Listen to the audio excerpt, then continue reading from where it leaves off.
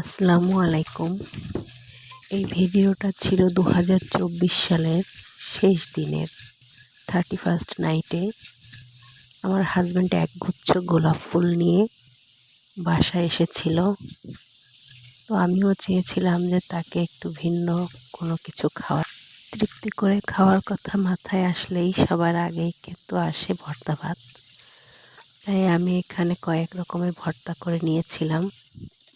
মাসের শেষ ছিল, তাই ফ্রিজেও তেমন কিছু ছিল না।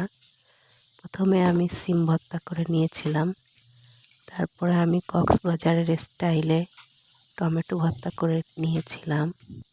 যে কোনো ভর্তাতেই আমি একটু সরিষার তেল বেশি করে খাই, তাই এখানে মরিচ পেঁয়াজ মাখানোর সময় সরিষার তেল দেওয়ার পরেও ভর্তা মাখানোর সময় আমি আবারও বেশি করে সরিষার তেল দিচ্ছিলাম। ফ্রিজে একটা সামুদ্রিক মাছ ছিল, মাছটা একদম ইলিশ মাছের মতোই। সেই মাছটাকেও ভেজে সুন্দর করে একটা ভর্তা করে নিয়েছিলাম।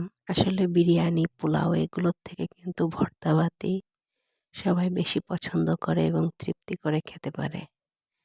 ধনেপাতা ভর্তা, টমেটো ভর্তা, সিম ভর্তা, আলু ভর্তা এবং সাথে একটা মাছের ভর্তা করেছিলাম। সাথে একটা ডিম সিদ্ধ ছিল, সাথে মরিচ পেঁয়াজের ভর্তা। কেমন লাগলো আমার ভর্তাগুলো কমেন্ট করে জানাবেন। আল্লাহ হাফেজ।